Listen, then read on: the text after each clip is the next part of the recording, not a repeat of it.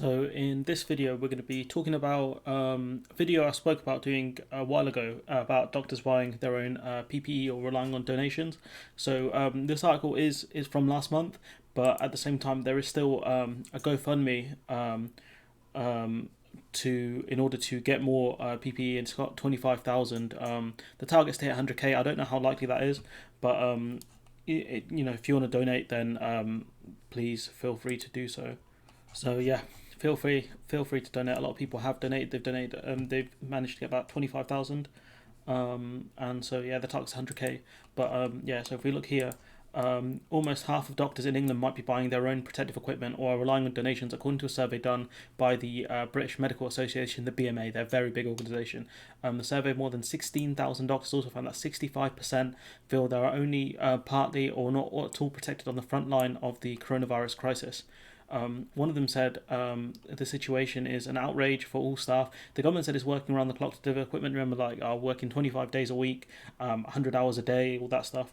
The survey found that 48% of doctors reported having brought their own protective equipment directly for themselves or their department, or had received donations from a charity or local firm. So we've covered it before.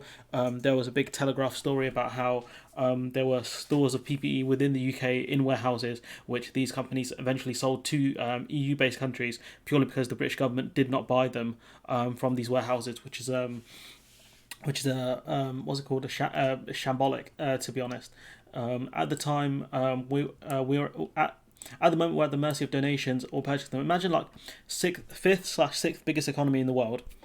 We act like we're big boss from Metal Gear, and doctors in this country are relying on donations or protective equipment.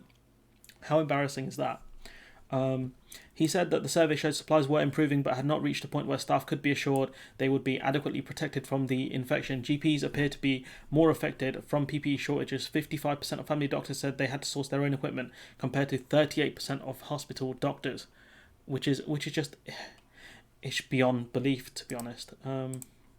So I'm not sure if this is still an issue. Obviously, they're doing a GoFundMe still, so I'm not sure if doctors are still having to buy their own PPE. This article is a month old, but it's the point that to point out the country is just never prepared for anything. That's the point of this video, I guess.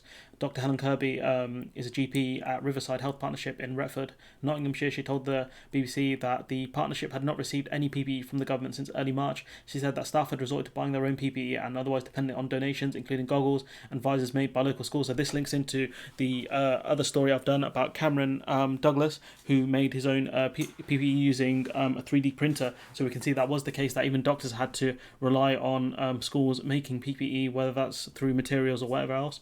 Costs continue to rise. There's no guarantee that staff will be refunded for the equipment they bought themselves. Absolutely, they should be refunded by the government. What a joke if they're not. Imagine, asking doctors to have to buy their own protective equipment. Did MPs and ministers have to do the same? I don't think so. She estimates current mask supplies will run out within 1 to 2 weeks. We know it's very close, and that some hospitals ran out of gowns and had to use aprons instead, which aren't up to spec to deal with coronavirus. So about a third of doctors told the survey they had not spoken out about PPE, staff shortages and testing, or drug shortages, because they did not think any action would be taken if they did. So they just said that, why would I want to get shouted at by my manager for speaking out when I know nothing was going to be done about it. In a statement, the government said it was working, so here we go, around the clock to make sure PPE is delivered to healthcare staff. On Sunday, a plane carrying tens of millions of pairs of surgical gloves from Malaysia, the latest delivery of protective equipment as the NHS tries to meet demand. Ensuring adequate protective equipment would be needed before lockdown restrictions are eased, the BMA said.